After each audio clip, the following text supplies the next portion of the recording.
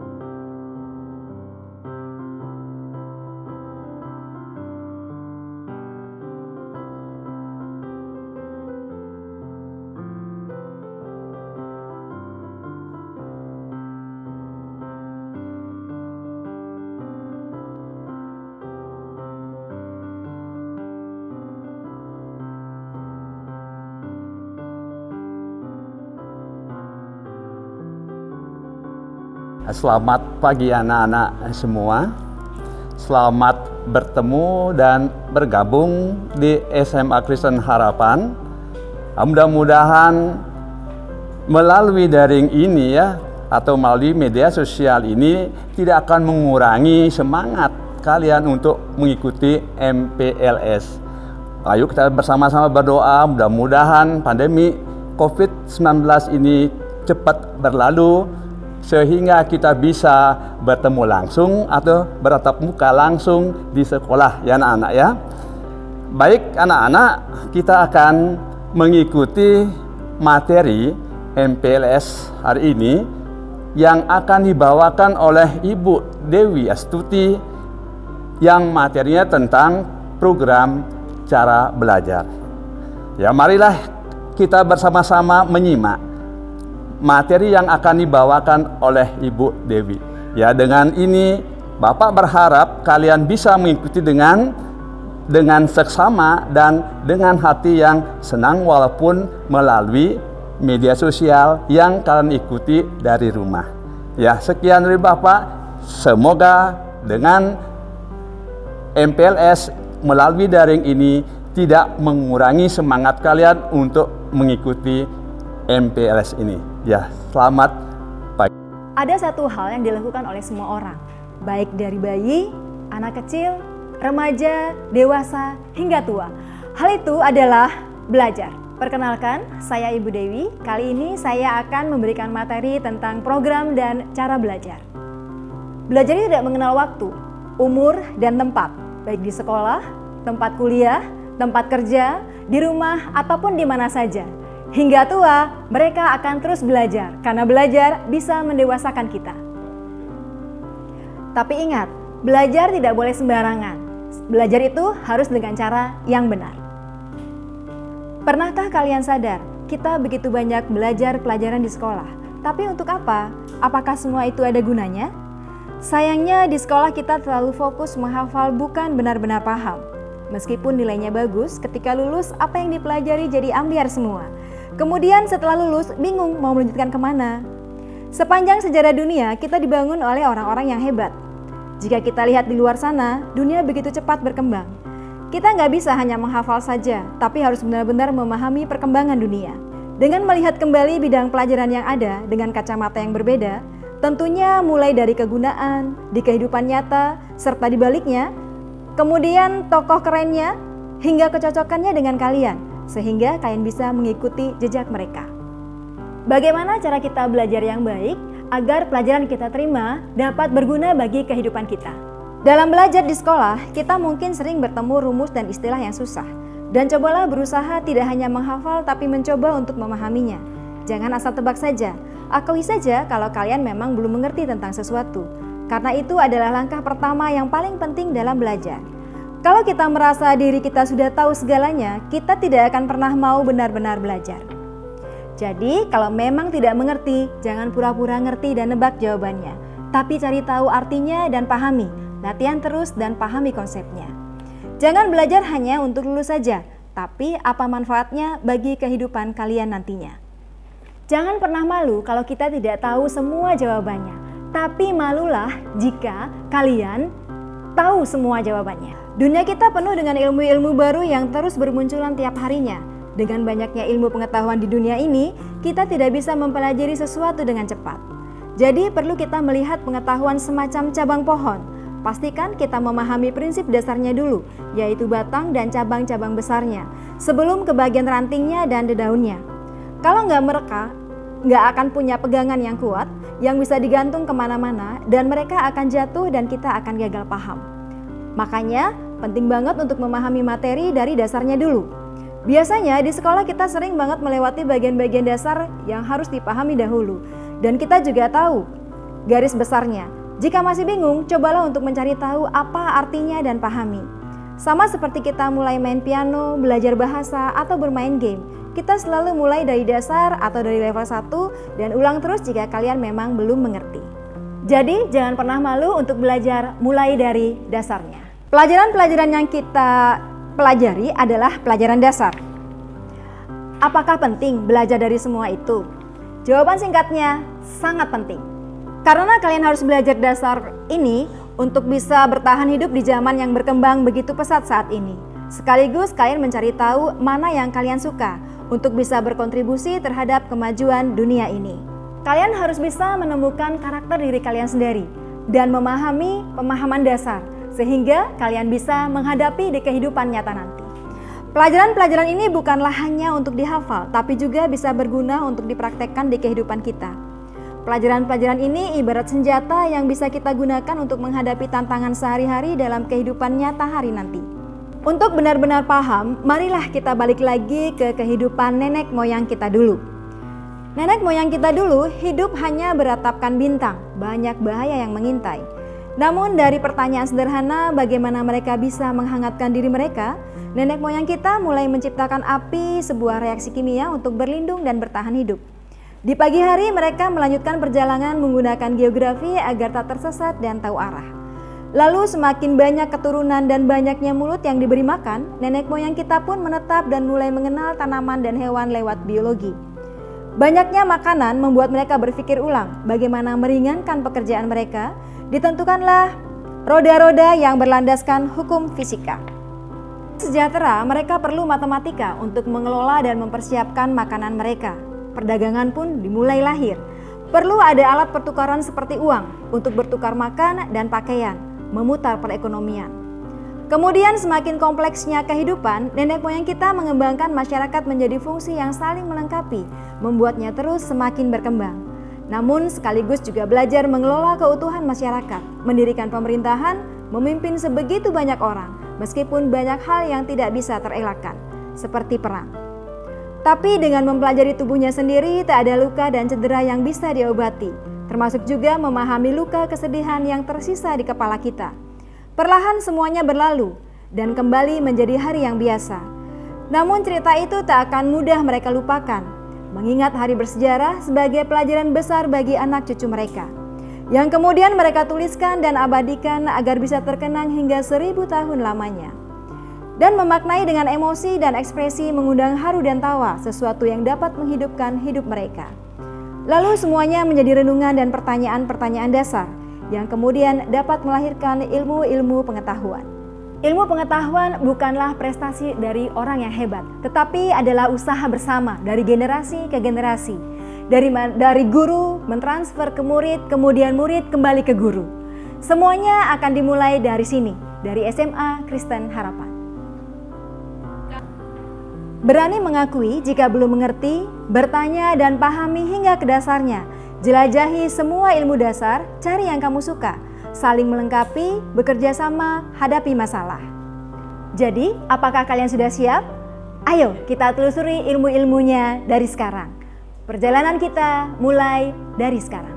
Supaya kalian bisa belajar dengan benar, ada beberapa hal yang harus diperhatikan. Yang pertama adalah mindset yang benar. Sebelum belajar, kalian harus melakukan terlebih dahulu apa yang perlu dipersiapkan. Pikiran kalian yang harus dibenarkan terlebih dahulu. Bagaikan gelas yang siap menerima, bagaikan spons yang siap menyerap. Pikiran kalian juga harus terbuka. Jangan apa-apa sudah antipati duluan. Jangan apa-apa, sudah tahu, sudah mudah itu, nggak perlu. Ini caranya beda. Jika kalian punya komentar seperti itu, kalian tidak akan bisa untuk menerima semua pembelajaran yang akan masuk nanti ke dalamnya. Kalaupun nanti ada yang berbeda, jangan ditolak dulu, tapi harus diolah dan dicerna terlebih dahulu. Ingat, dengan mindset yang benar, kalian akan bisa belajar dengan cara yang benar. Motivasi intrinsik adalah motivasi yang datangnya dari diri sendiri, bukan karena hadiah atau paksaan orang lain. Menurut studi, motivasi intrinsik dan proses belajar adalah dua hal yang saling menguatkan. Yang kedua adalah waktu yang benar. Belajar itu juga butuh dengan yang namanya waktu. Tidak semua bisa dikebut dalam semalam, walaupun ada istilah SKS alias sistem kebut semalam, atau istilah the power of kepepet. Sama halnya dengan belajar juga butuh waktu. Pikiran kita pun juga butuh jeda untuk mengolah dan mencerna semua hal yang ada. Bahkan belajar itu harus dijadikan sebuah kebiasaan. Belajar itu harus dijadikan habit. Sehingga rasanya kalau tidak belajar itu ada hal yang kurang dalam keseharian kalian. Sehingga belajar itu bisa dijadikan kebiasaan setiap hari. Misalkan kalian belajar 30 menit, kemudian istirahat sejenak, kemudian melanjutkan lagi 30 menit sehingga menjadi 1 jam. Ini akan lebih efektif ketimbang kalian belajar 10 menit, kemudian main game, kemudian belajar 10 menit lagi, kemudian main game lagi, dan begitu seterusnya. Yang ketiga, cara yang benar. Setiap orang punya cara belajar sendiri-sendiri untuk mendapatkan cara yang efektif dan efisien. Kalian termasuk tipe yang mana? Secara garis besar ada 3 tipe orang, yaitu visual, auditory, dan kinestetik. Visual adalah mereka yang akan menangkap secara optimal menyerap informasi yang dibaca ataupun dilihat. Auditory biasanya adalah orang yang lebih mudah menerima informasi melalui apa yang didengar. Sedangkan kinestetik biasanya adalah orang yang senang dan sangat mengerti bila informasi itu diserap terlebih dahulu atau dicontohkan terlebih dahulu, atau dia membayangkan orang lain untuk melakukan hal yang sedang dipelajari. Nah, kalian termasuk cara yang mana nih? Yang keempat adalah lingkungan yang benar. Ada orang yang suka ketenangan dalam belajar, bahkan ada yang suka belajar harus tenang banget. Bahkan suara nyamuk yang lewat aja kalian merasa terganggu. Tapi ada juga orang yang suka belajar sambil mendengarkan musik. Jadi saat dia belajar harus ditemani musik, baik itu musik klasik, pop, dangdut, atau bahkan musik rock. Bebas apapun itu, yang paling penting adalah kalian tahu mana yang membuat kalian lebih efektif untuk belajar. Ada juga orang yang suka belajar sendirian, ada juga orang yang suka belajar berkelompok. Biar ada temennya yang bisa diajak berdiskusi. Boleh-boleh saja, nggak ada salahnya. Yang penting kalian tahu apakah pembelajaran bisa membuat kalian lebih efisien atau tidak. Dan yang paling penting adalah kalian sudah berada di lingkungan yang positif. Karena dengan siapa kalian bergaul saat ini, itu akan mempengaruhi masa depan kalian. Jadi, walaupun kalian belajar, harus memikirkan mindset yang benar, waktu yang benar, cara yang benar, dan lingkungan yang benar. Sejak pandemi COVID-19, kita sudah bekerja dan belajar di rumah dalam rangka memutus rantai penyebaran COVID-19. Situasi ini akan merubah bagaimana cara belajar kita yang biasa belajar di kelas, sekarang harus belajar di rumah tanpa pengawasan. Ada beberapa cara untuk bagaimana cara kita belajar di rumah agar kalian tidak merasa bosan dan jenuh di rumah. Yang pertama, mempelajari dasar-dasar terlebih dahulu. Ibarat naik tangga, kita harus melewati tangga yang di bawahnya untuk bisa mencapai tangga yang paling atas. Kalian bisa berselancar di dunia internet untuk lebih memahami konsep-konsep dasarnya. Yang kedua adalah membuat target. Membuat target ada 4 yang harus dijelaskan di sana. Ada yang spesifik, ada realistis, bisa diukur, dan jelas. Kemudian membuat list belajar harian.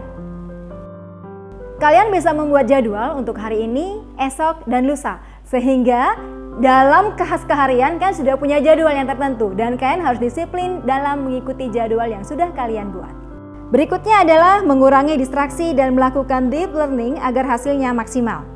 Ini adalah hal yang paling sulit karena jika belajar di sekolah kita dihadapkan pada lingkungan yang belajar. Kalau di rumah itu terkadang bawaannya pengen rebahan, leha-leha, apalagi sambil bisa lihat YouTube, Instagram, main game, nonton drakor, dan yang lainnya. Kalau memang kalian benar-benar pengen belajar, jauhkan semua itu. Fokuskan diri kalian untuk belajar. Ada istilah yang menyatakan deep learning, belajar fokus secara mendalam. Walaupun kelihatan sulit, tapi saya yakin kalian pasti bisa. Semangat ya! Oke, demikian cara belajar efektif buat kalian. Jadi, kalian harus disiplin dengan apa yang sudah kalian lakukan. Sehingga kalian mendapatkan hasil dari usaha yang sudah kalian lakukan secara maksimal. Jangan kehilangan kreativitas di mana ruang gerakmu terbatas. Justru dengan ruang gerak yang terbatas akan tercipta ide-ide kreatif dan inovatif menuju Indonesia maju. Semangat belajar! Selamat pagi semuanya, masih semangat kan? Semoga semuanya masih sehat ya hari ini. Nah, di hari kemarin pasti kalian semua sudah diperkenalkan gimana sih lingkungan sekolah di Harapan, fasilitasnya apa aja, tata tertibnya apa aja, wajah calon guru-gurunya kayak apa. Nah, di hari MPLS kita yang terakhir ini, kami juga akan memperkenalkan gimana sih staf dan pegawai di SMAK Harapan.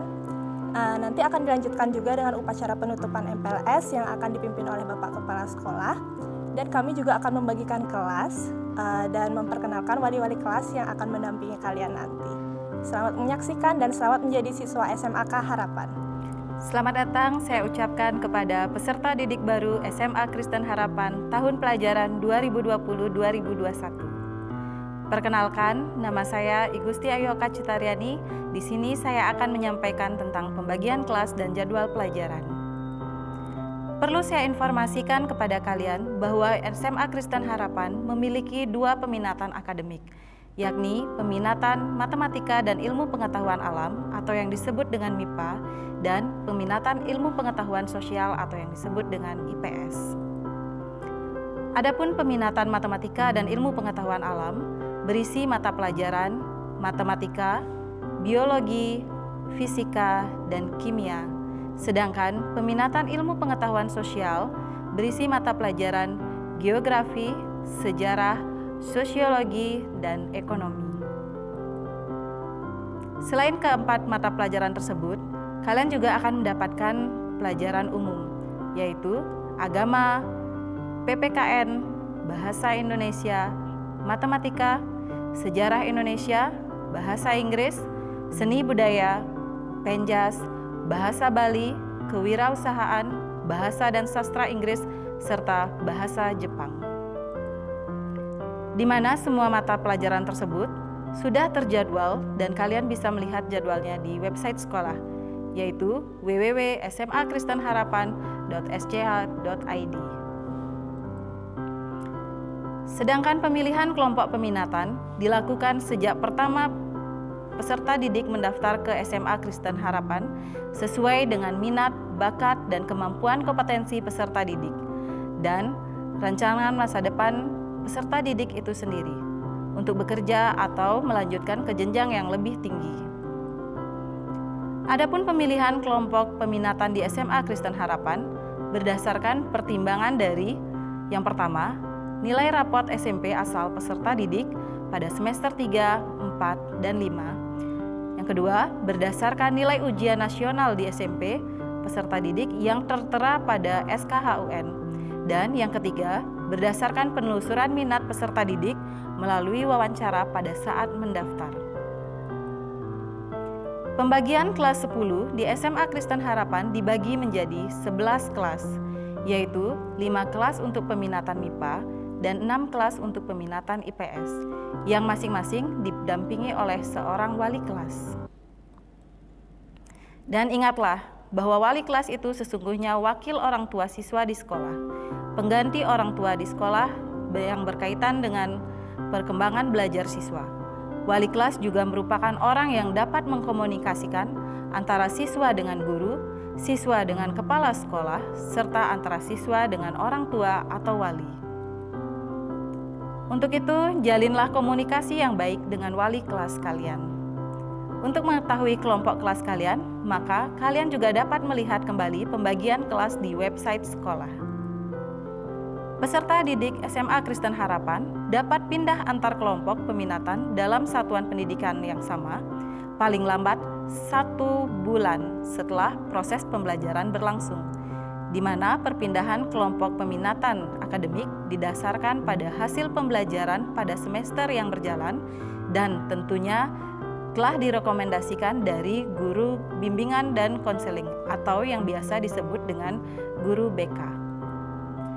Demikianlah yang dapat saya sampaikan terkait dengan pembagian peminatan akademik, pembagian kelas, dan jadwal pelajaran. Apabila ada yang ingin ditanyakan terkait dengan hal-hal tersebut, maka kalian dapat menghubungi saya di nomor WA berikut.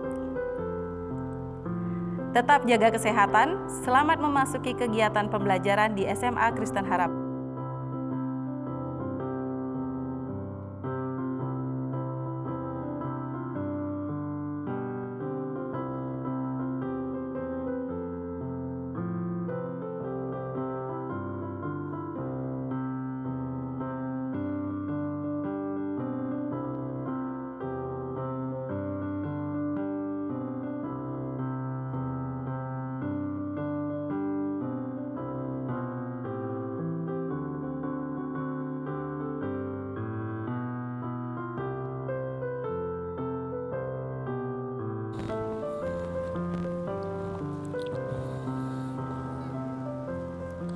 Selamat siang anak-anak. Om Swastiastu. Shalom. Assalamualaikum warahmatullahi wabarakatuh. Salam sejahtera untuk kita semua. Namo Buddhaya, Rahayu. Bapak dan Ibu yang saya hormati serta anak-anak yang saya kasihi, kita patut bersyukur dan berterima kasih karena kegiatan pengenalan lingkungan sekolah atau MPLS sudah kita dapat laksanakan yang walaupun dengan cara daring atau virtual. Tentu dalam pelaksanaan ini anak-anak melakukan dari rumah masing-masing, mengikuti dari rumah masing-masing, tidak akan bisa melakukannya seperti kita tatap muka langsung. Kekurangan-kekurangan yang ada selama penyiapan dari kegiatan ini mohon juga dimaafkan. Begitu juga orang tua yang mungkin dari rumah bisa menyaksikan acara daring seperti ini karena ini baru pertama kali dilakukan, tentu akan banyak kekurangannya. Saya sebagai kepala sekolah mengharapkan apa yang sudah disosialisasikan lewat daring ini semoga benar-benar akan menjadi dasar untuk kita akan melakukan tugas dan tanggung jawab kita di tahun pelajaran yang baru ini. Dan saya mengucapkan banyak terima kasih kepada staf pimpinan, guru, dan juga OSIS yang sudah bekerja mempersiapkan hal ini yang tentunya tidak akan gampang, ya. Dan kita mulai belajar dengan adanya COVID-19 ini, memulai suatu yang baru dengan new normal. Orang mengatakan semoga ini hal positifnya dapat kita ambil. Anak-anak yang saya kasihi, semoga dengan kegiatan yang sudah kita dapat lakukan secara daring beberapa hari ini benar-benar mempersiapkan anak-anak nantinya untuk di jenjang SMA untuk menyesuaikan diri lebih lanjut di lingkungan SMA Harapan Denpasar ini. Demikian yang saya dapat sampaikan sebagai kepala sekolah mewakili staf guru dan pegawai yang ada. Jika ada hal-hal yang kurang berkenan, mohon dimaafkan. Om Santi Santi Santi Om. Assalamualaikum warahmatullahi wabarakatuh. Salam sejahtera untuk kita semua. Nama budaya. Kegiatan MPLS atau pengenalan lingkungan sekolah untuk siswa-siswi SMA Kristen Harapan tahun pelajaran 2020-2021 ditutup di dalam nama Allah Bapa, Putra, dan Roh Kudus, dan selanjutnya ditandai dengan dibukanya topi dan menteng.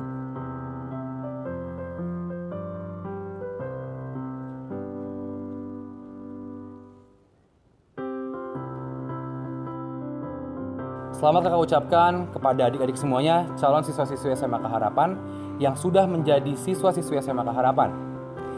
Untuk merayakan selesainya MPLS kita pada tahun ini, kakak meminta kepada adik-adik semuanya untuk dapat mengupload foto kalian masing-masing tanpa menggunakan name tag dan tanpa menggunakan topi di Instagram kalian masing-masing. Lalu kalian juga dapat mengisikan caption yang menarik dan harus mention kepada Instagram yang akan kakak sebutkan. Yang pertama, ada Instagram OSIS Harapan yaitu @osis_SMA Harapan. Lalu ada Instagram sekolah kita yaitu @SMA Kristen Harapan. Dan kalian wajib mention 2 kakak pendamping kelompok kalian dalam foto tersebut. Kakak sangat bangga dapat menyambut kalian angkatan 56 di SMA Kristen Harapan ini. Dan kakak berharap saat suasana sudah kondusif, kita dapat bertemu di sekolah ini dengan keadaan sehat semuanya. Ingat, masa pandemi ini tetap jaga kebersihan dan jaga kesehatan. Semangat 56 Huha!